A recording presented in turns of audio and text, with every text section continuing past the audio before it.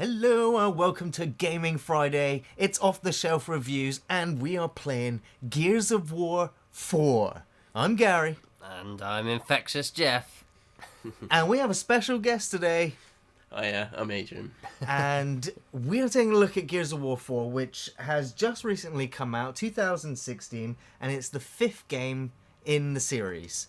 Of course, Gears of War 1 came out, I think, 2006, and just recently got an HD remake. That game made me want to buy an HD TV, you know. Well, what, the original Gears? Yeah, man. I played it on an SD TV when it first came out, and I was like, right, next purchase is an HD TV. Gotta get an HD TV. Absolutely, Gears of War looked spectacular. It was one of those games. It was the game that Microsoft touted right next to Halo as being a console seller. It was, if you've got an Xbox 360, you must own Gears of War and Halo. It was their big brand selling games. It's one of their flagships, isn't it, for their console? Yeah, for the Xbox Live brand. and it was also Epic Games. They were huge at this time. They've always been huge in the games industry. They were epic. They were epic, absolutely. And Cliff Bleszinski, that guy that everybody knows that likes to talk about his games a lot, was just front and foremost with the Gears games, and he really gave us cover-based shooters for the first time. And the chainsaw assault rifle. The chainsaw bayonet. And it's something that was definitely within the style of Gears. Now, the other Gears games, people complained that it was all very macho. These guys looked like they were American football players in power armor, shooting bugs. They all look like, and it was just brain dead action. Yeah. And it was all shades of shitty grey and and deathly brown and sewers and you know. So it followed all of those tropes, but at the core, the cover-based shooter mechanic kind of worked, and it really took off in multiplayer, and it kind of spawned hundreds of clones of itself within the game industry. Everything almost became cover-based shooter. Third-person cover-based. Yes. Yeah. And so, Gears of War carried on. It had its second game and its third game, and completed its trilogy with Marcus Phoenix and the War of Humanity versus the Locusts. Yeah. And then, just a couple of years later, they spewed out Gears of War Judgment. And I have to say, it's the only Gears of War game I've never played. Right. It had bad reviews when it came out. It came out almost 2 years, just under 2 years after Gears of War 3. And it felt like a cash-in. It felt like, Microsoft wanted to go, hey, we've still got Gears of War. We've taken it away from Epic. We've given it to these guys, this Black Tusk Studios, who have now become the coalition. Yeah. And so... Was Judgment the one with 4-player? I don't know if it had 4-player co-op. I don't know if it was that one that brought 4-player in, but that was great fun. I can imagine, 4-player campaign. Yeah. I assumed when this game, I assumed that this game was a 4-player co-op when it came out, and only to realise that it is actually only a 2-player co-op. No, I was surprised by that, Like all the other big 3 Gears, Yeah. So, but what this game has done differently, compared to all the other Gears of War games, and compared to a lot of other games that are out there, it's crossplay. Yeah, I mean, see, I'm not a huge Gears fan, because, we've got some serious Gears fans in our circle of friends, haven't we, Gary? Yes. Like, we've got one guy who pretty much that's all he plays. It's just Gears. He doesn't do anything other than play Gears. And, like he says, it's the best game ever made. And I'm not sure that's the case, but it always has been, because it's been Microsoft's flagship. They're like... it's been high quality, very well made productions. But, I never played Gears 1. I played Gears 2, quite enjoyed it, but not so much that I was desperate to go out and get Gears 3. And Gears 3 I just kind of ignored, and whatever, Gears Judgment was it you said? That's right, yeah. I didn't even really notice that existed, but... Gears 4 came out, and this is the first one, which is a DirectX 12 title. And like you say, this is one of Microsoft's first games which is taking advantage of their universal live platform where you've got the crossplay and people on PC and Xbox can play together. So straight away, I'm like, that's awesome. I really want to give Microsoft my money for actually making this happen. And for me, this is something that's quite close to my heart. I bought into Xbox when it first came out with the dream of that being the future of gaming, like platform agnostic games come out and you can just play on PC and console with your mates. Absolutely, yeah. And so that is great. And Microsoft promised that, crossplay, we're going to support it, we're going to continue to support it. But I kind of feel like you can at the 11th hour... push a button. Well, kind of at the 11th hour, they pulled some of the features away of crossplay and went, you know what? You can play crossplay campaign, you can play crossplay Horde mode, but we're not going to let console players fight PC players in versus mode. Sorry. Yeah. We're just... and they bailed it slightly at the end there, didn't exactly. And so I don't understand why they did that. But Microsoft fucking bailed it on Fable. They bailed it on... I don't know, Gigantic, what's happened to that. But yeah, they seem to be pulling out. They're like big promises for this crossplay, but at least it's... like 60% there. I don't know how hard it would be for them to go, okay, here's a lobby where, you can have PC players play against console players or have it mixed teams or just to mess around and just to go, hey, let's actually see who's better, keyboard and mouse versus controller. Just do it. Just let it happen, Microsoft. Let the players sort it out. I don't know. For me, it just feels kind of annoying because even in playing against bots, you can't do it either. It doesn't work. And there's a couple of other features like the Halloween special ball that they did, game mode, where you think it would be great to crossplay with. I've got to refrain from trying to say something else related to crossplay with other players in the party system. So for the most part it works, and other parts it doesn't. So I'm kind of happy that they're doing it, and kind of disappointed that it's not fully functioning. Yeah. Well, one of the other big things about this is it's a DirectX 12 title. Yes, so graphically, the game runs fantastic. It does. It's exceedingly well optimized. 60 frames per second, high res graphics, textures, everything looks fantastic. I'd go as far as say it's one of the best looking games I've ever played. Yeah. And some of the backgrounds, the scenery, just all of the ambient lighting, the sparks off weapons and scenery, and when the solar flare hits or the storms come in, and everything just looks brilliant. Totally captivated by it. Unfortunately, though, after a while, when you crank up the difficulty, and right now I'm on casual, but when you start cranking up the difficulty past hardcore and playing on insane, the graphics don't mean shit. all you're thinking is, where's the next bit of ammo? Yeah. Where can I get shot from? Where's the enemies coming from? And so at its core gameplay, it does work. Scrabbling for the ammo, for the cover, trying to avoid the hits. Playing it with a co-op friend is a lot more fun because you can endure the stress together, especially when you're going for that insane playthrough. I will say, just try not thinking about the 4-player, it did actually make the stress a bit more, because 3 of you would make it, and then there would be a chain of at least one of you not making it, and it's like you'd be playing this checkpoint for like 30 minutes, and it's like, right, you've got to everyone gets their ass over the line. Come on, guys. It's just well, in this game, in the insane mode now, it's a case of you don't go down, you just explode. If you die, you're dead, and so there's the other person can come and pick you up. You both die, and you both restart that checkpoint. And they aren't fucking about with insane, are they? It's proper insane. Yeah. You're just like, oh my god, I'm dead again. It's like the first fucking level.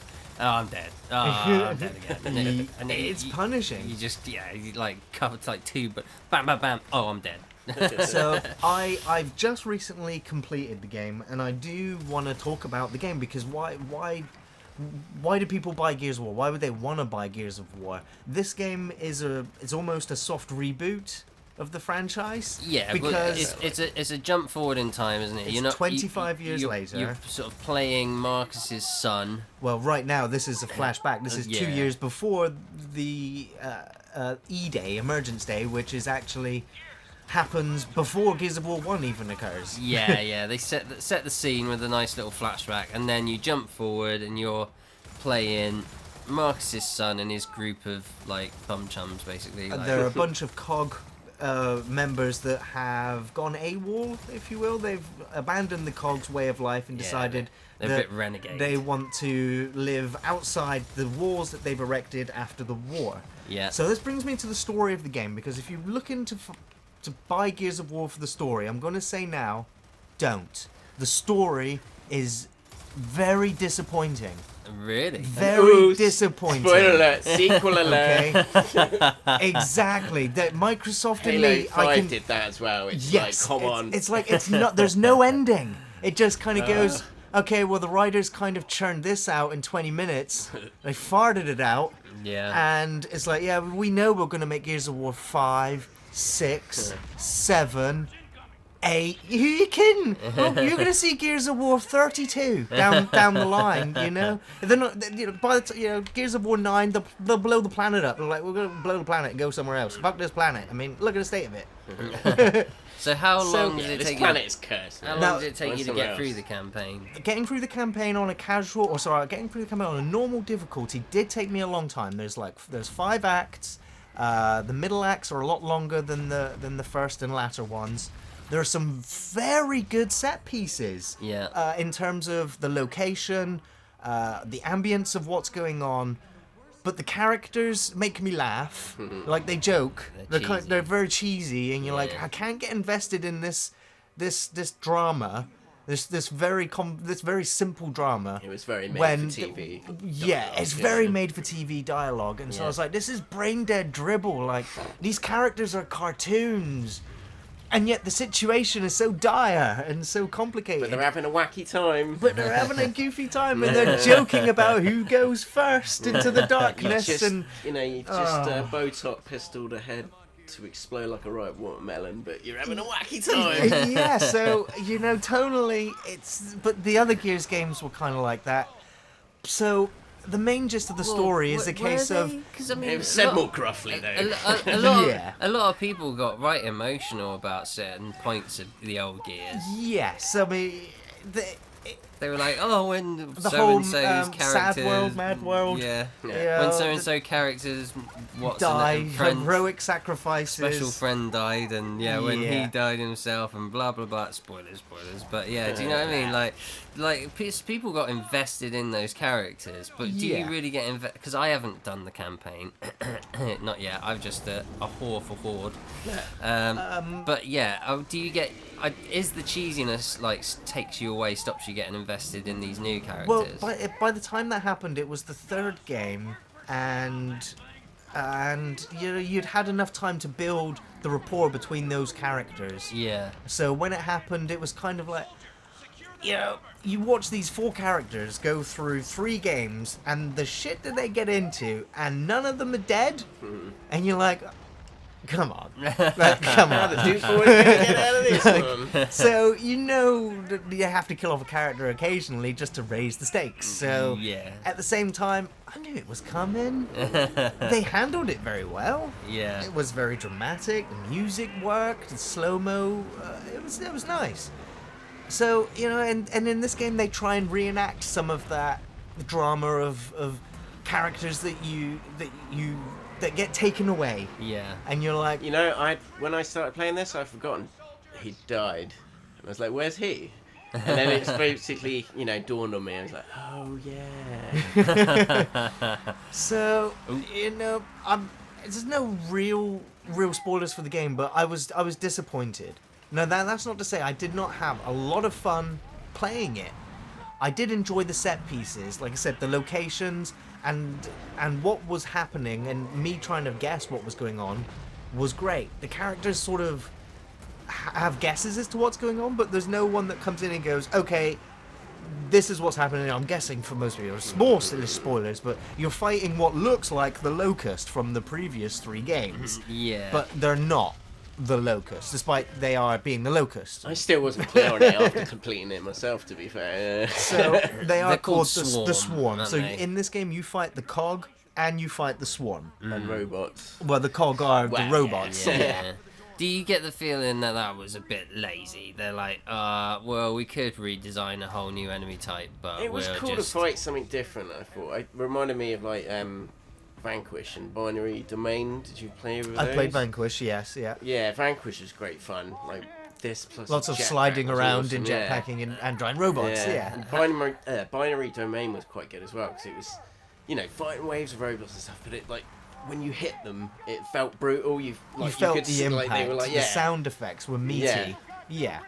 Is the Swarm really different enough though? Aren't they pretty much the same as the Locusts? Well, there is unfortunately this is my problem with the other Gears of War games is that the Locusts you're trained to hate them. Why? Because they came out of a hole and killed and attacked a lot of people.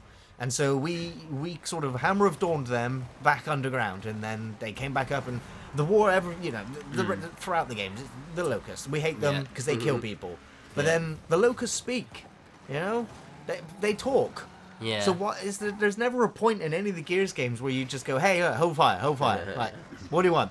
Like, and there's the Queen that goes, hey, I know Marcus, and I know your dad, and this is all left wide open by the end of the third game. You still don't know what it was all about. Who knew who and why and when and how did it all come together? Yeah. And so we come 25 years later and there's still no explanation about it, despite still having to play with the same family from the original 3 games. Yeah. And so now we have this new enemy, and so guess what? We have one talking version of it, and there's no other explanation as to why they came about, how they came about, what do they want this time. They're just making another army just so they can fuel Gears of War 5 and 6. Yeah. So it's just here, kill this thing. It was like, okay. For me, when I finished the game, it felt like I'd played the first act of a much larger RPG sort of story. Whereas you want to see it all fleshed out, and more so, you want to go on these missions and figure out how large scale this new threat is, and you just know this is going to come in sequels. And it's like, so what's the overarching story here really? Is it about family, friends? Because that was season passes. It's about shooting shit in the face. I guess so. Because if you look at the game's Horde mode, and Horde 3.0 as they heralded it, is very good. It's amazing. It's very addictive. But the demands that they place on you as a player in order to unlock in the game, also filling that section of the game out with microtransactions, Oh yeah. really, excuse the pun, grinds my gears. Because not only do they have fucking microtransactions in a fully AAA game that you've already purchased for, probably paid extra, probably paid in excess of £100 for the season pass, and the pre-order bonuses, and the I've got more money than sense edition, and then they go, oh, it's Halloween, so here's a pack that you can only buy with real money. Oh, you know what? Here's another pack that you can only buy with money. And they're not cheap. They're looking at £17 a pack. Yeah, it's fucking... And it's for skins. Obscene. It's for fucking I skins. couldn't give a damn about skins. Do you know what I mean? I just don't see it. I don't get it. So I don't get it myself. It annoys me, so I had to get it off my chest. Well, it's like to be fair, it's a very valid criticism. Well, Deus Ex had it as well. They had a few in there. You can actually buy like level up points in that game. And again, it just ended. I thought I was like at the end of the second act of that game, and then it just ended.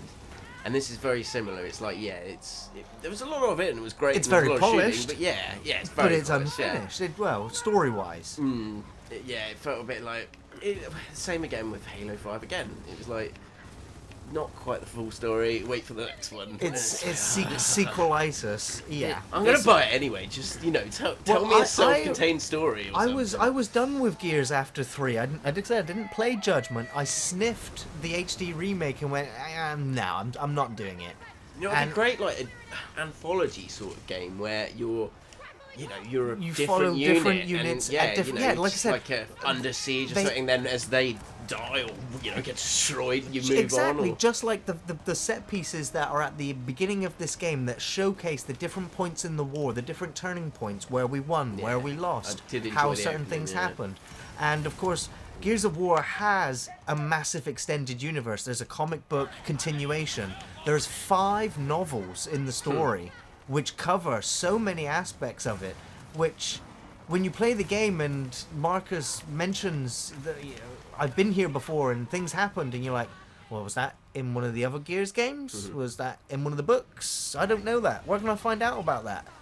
Did they explain the guy at the beginning next to the monitors? I can't quite remember if they did. That is Marcus, I believe, who's watching his son to make sure, or it's, I won't say it. There's another character who's also from sort of Act 1. You get the feeling that someone else is watching over you. Oh, I knew it was going to be him. Yeah, but yeah, no, I wasn't quite clear that was Marcus. He seemed too skinny to be Marcus. Like, he didn't look beefy enough. Like, he hadn't drunk his pint of egg whites that night. So, but I mean, like, there are the criticisms really that come against, like the swarm, yeah. So say you've got a bromac, there's a swarmac now, isn't there? Yeah. Which is basically exactly the same thing, with some tiny little tweaks on it, yeah. Well, it's all of the locusts are technically reskinned. Machine gun fire. yeah. Well, you know, it's the set piece, so we're going down. Look at it. I just wanted to kill everything. I just wanted to spend 20 minutes here just battling them. Yeah. You know, I knew they'd move me along. But Marcus, and there's the end of Gears of War 3 just completed right there. But yeah, you could say that the enemy design is a bit lazy, really, isn't it? They've just rehashed the locusts with some slightly different skin on them. Yeah, so some of the enemies are the same, just reskinned and renamed. Yeah. And some enemies are not there. The Swarm do have their variants of, like, the mini bosses. Yeah. Like we have the Pouncer, the Carrier, and as you said, the Swarmac, and they are reskinned. They have sort of like diamond flesh, which makes them their flesh is harder than diamond in the world of Gears of War. Right. So it makes them super tough. So they have little glowy hotspots on them, which turns out to be their weak points. So they're kind of easy to identify and shoot. Yeah. But so, I mean, a slightly lazy design. There's not really an evolution from the previous ones. It's just more of the same, just slightly evolved. That was the general feeling after I played it. It was like, that was great, but it was just more of the same. More of the same. Yeah. And the different guns were nice, but it was just more of the same. Like what most of these big publishers are trying to get away with now is the whole thing is just a premise to try and push microtransactions down your throat. Yeah, there's way too many microtransactions in the game, pre-order bonuses, and then for those of you that have just got the game and want to unlock a specific character to play in the Horde mode or in the versus multiplayer, is ridiculous. It was going to require you to give up any other game that's going to come out in the foreseeable years and spend every bit of spare time you have grinding away to earn credits. They want you to earn it from, it's ridiculous.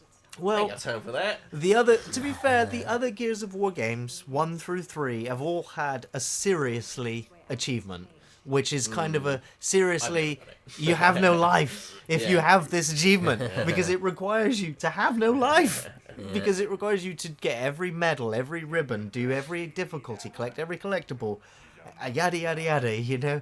And so it's one of those seriously impossible achievements unless Gears of War is your thing. And if Gears of War is your thing, that's great, because it is. Because you'd have to wake up, a great play a bit game, of Gears of War, go to work, come back from work, play a bit more Gears of War before tea, have your tea, every and then just break spend you've all night got. playing Gears of War. Exactly. Rinse and repeat. It would just, And so, but playing on your own is not something I can recommend. Gears of War is a group game. You know, 2-player co-op storyline. Play it on Insane. It's tough. Eat it out. The story will last you longer. You might care a little bit more if you play it on that difficulty. The versus mode, get yourself in a team, because if you just want to play casual versus multiplayer on this game, it's too late. Gears has been around for more than 10 years. It's a competitive esports multiplayer game. I bow down. The players on this game that play it online during the prime hours will tear you up, and you will not want to play the game anymore. So play it with friends, play it competitively if you must, but be prepared, there's only some so many times hardcore in a players row out that there. I can just be exploded into chunks by a shotgun. I'm just like, this isn't for me. Yeah. So yeah, I bowed out early. It made me laugh because when I was playing with friends throughout the multiplayer session, all I heard was bullshit, bullshit. That was my go-to, bullshit. yeah. And it's Dick. funny because a lot of the characters in the game will yell out, "That's bullshit!" And I'm like, even the voice actors are just saying that they must have played previous Gears games because even the multiplayer characters say it. So, but yeah, that's Gears of War 4's multiplayer for you. But like I said, the Horde mode is different in that it's similar to 3. You earn credits, you buy can I upgrades. just say, we just saw the intro to the title there. Yeah. And it did kind of make me smile when I saw the Gears of War logo come up, because in my brain I was like, you thought we'd started? No, we ain't started. Now it's on. Yeah. And of course we start with a windstorm, which happens almost every 30 minutes in this game. I will say the single player campaign is great, but it does feel like survive the windstorm, get to the next location. Here's a fabricator, buy some defenses, defend the location. Here comes another storm, go to the next location. Co-op lightning dodging is not a fun experience. I am not looking forward to that Jesus. either. Hardcore on that was just... Yeah, because it's sporadic where it's going. You can try and take cover, but it always looks great. It still looks great. So as I will say, with the Horde in this one, they have a class system. There's a soldier, heavy, sniper, scout, and engineer class, and they all have different functions in the online Horde mode, which is hence why it takes so long in order to get the seriously achievements, because you need to get each one of those 5 characters up to level 10, which is in excess of over, I think, 200,000 experience points per character, which will literally require you to play from 1 to 50 on, if you play on casual, 1 to 50 over 100 times, easily. Playing it on Insane reduces that amount, but playing on Insane is not a laughing matter. No. You need to have a coherent working team. You need to have each person know their classes, and you also need to have them have unlocked certain skill cards to make their characters worth playing. Yeah. Otherwise, you're going to have to pay out real money on those goddamn fucking packs to buy the things to upgrade your characters to make Horde mode that little bit easier and less of a grind. Yeah. That being said, I am playing a lot of Horde mode on insane difficulty because I like the challenge and it works, and we have a right team that's doing it. Yeah. It's very good, and it will say that when you search for a Horde game, it says average match 45-minute length. Yeah. If you've got a good team together and playing on Insane, you're looking at 2 to 3 hours easy. Yeah, easy. And yeah, 2.5 hours it took us to go through that one Insane playthrough, didn't it? It did indeed, but it was fun, and you do feel great afterwards. And the game gives you just enough credits to buy just enough packs to go, okay, I'm ready for the next one. Yeah. So as much as I hate the microtransactions, you can earn the credits to buy 3 at least of the packs. But the extra special stuff in the game, it is locked under microtransactions only, and there's no way to get those items unless you pay the real money on top of the season pass. Yeah. So Shame. do I recommend the game? First, Adrian, I'll chuck it to you. Do you recommend Gears of War 4? Should people pay full price right now for this game? I think I did. I went for it, but I was in the knowledge, knowing that I would trade it pretty soon. I've rinsed a fair bit of Horde with you guys, and it's always good fun, but I didn't see much longevity in it. But I did. It was a pickup for me, yes. It was good fun. It was more of the same, but it was good fun. Yeah. Jeff? For me, it is for me it was a buy even at full price. I mean, it was £41 on the download. It was crossplay, so I wanted to give Microsoft my money to say, thank you for finally fucking doing this. I've been waiting for it since the original Xbox. Yeah, that was cool. I didn't even know, did I? Yeah, You sort of texted me saying, And "Oh, you're have you got it?" I was like, "Yeah, let's do this." It's also DirectX 12, which I have been waiting nearly 3 years for now, and it's come out, and it is not disappointed at all. The game runs absolutely fantastic. There's so much going on graphically, and it runs like an absolute dream. So, I do think Microsoft deserves some reward for making this excellent quality title. But absolutely, like, they have just about gone right to the limit of where they can with microtransactions. The whole microtransactions thing is fucking pissing me off. Maybe if you pay enough, they'll put a decent ending on them as well. and really finish the story. Obviously, don't buy it for the single player, because the big problem, like with Square Enix and all these big publishers at the moment, is they are getting greedy, and they are putting the option in there. And all I can say is if you're the kind of person that will go on and give Microsoft 40 fucking quid so you can have a bunch of packs. Well, one of them's like 80 quid, isn't it? One of the pack options gives you 25 of each. Like, pack. If somebody goes on and pays 80 quid for... Basically, you're a cunt. Because you are stitching it up for the rest of us. You are letting them know that it is okay to put in these microtransactions. And it is not okay. I want a full game for a full price that I pay. Do you know what I mean? Yeah. If otherwise, make it free to play and put microtransactions in it. I got no problem with microtransactions in a free to play. Or at least make those items attainable in game, whereas this game does not enable you to do that. Yeah, and it's right on the limit. You can just about earn credits just about fast enough, but it is right on that limit of pissing me off. And clearly it is designed to try to encourage you to pay the microtransactions. If you are even in the slightest bit impulsive, the chances are you will probably pay that money. And don't click that button. Yeah, that bugs the shit out of me. I feel like it's dirty tactics. I know they're only making the games to make money, but make it free to play then. Do you know what I mean? Like, fair's fair.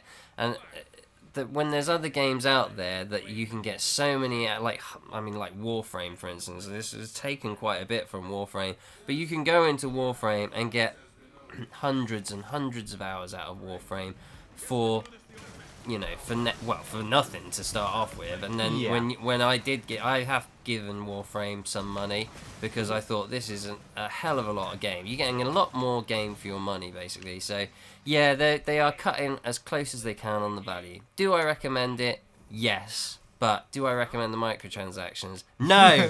Don't do it. Don't buy them. I mean, if they want more money from me, they can make a spin-off of that last level mechanic.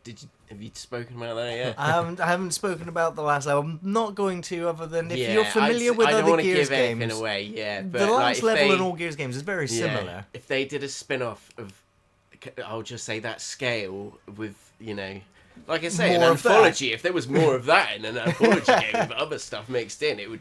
It was an exciting moment in the game.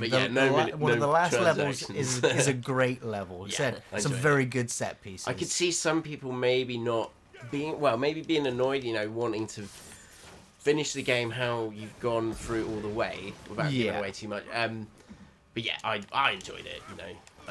It was great. Yeah, I do have to. I personally recommend the game, and that's because I came into this wanting a single player campaign experience that I can play co-op. Check. I've got a multiplayer versus competitive mode that I can play, and I go against what I say to do, and sometimes I go in there and play it by myself just for fun, and I don't take it seriously. If my head gets popped by somebody with that frickin' Nasher shotgun, and I feel like I shot first, but I'm still dead, I just go, whatever. That looked great. That sounded great. I got to see someone's head pop with the shot, so I still enjoy it. I still laugh. It's funny. I just don't play it for very long. I was playing this the other day when one of my friends came over. She doesn't play video games or whatever. She popped by and say hello, and she's like, "How can you play this? Are your eyes not melting?" And then after she said that, I was like, "I have been playing this for 2-3 hours. My eyes kind of burn." yeah. So I recommend it on those 3 fronts. If you are unsure about any of those, if you just want it for the single player campaign and the Horde, then it's a buy. Man. If you're looking for the competitive multiplayer angle, you've already brought the game because your friends are already on there. They're competing, they're fragging people, they're getting the kills, you're getting together, get that teamwork down. Feels like an amazing experience when it works. When you know where the weapons spawn, when you know the maps. It's a great experience for the verses. Yeah, if you're gonna go team, like, you know, and like obviously I've kind of got rid of the game now, but it was great fun playing with you guys. And if you've got a team that you're going to go in and have fun with, yeah, definitely, it's a great buy. Yeah. So on all of those fronts, I do recommend it. It has its problems, as we said, with the microtransactions and with the excessive grinding required. If you're a completionist, especially, if you're OCD about it, don't buy it, because we will be forever one of those things that'll irk you forever. There were some douchey enemies at moments, I found. The Snatcher at first was just pure bullshit, but then you work it out and you're alright. But I can imagine, have you fought a Snatcher on Insane yet? Of course, yes. God, I can imagine there's that not being strategies fun. and tips and tricks you can use to face, and once you know your enemy, that's the trick. Know your enemy, know your map, and you'll be fine. Because at first it was pure bullshit. I hate it. Well, that's going to be it from us here on Off the Shelf Reviews this Gaming Friday. We'll be back next Friday with another video game. Of course, film reviews on Thursdays. You can find us on Facebook, on Twitter, and on Patreon. Thanks for watching, everyone. We'll see you next time. Take it easy. See you later.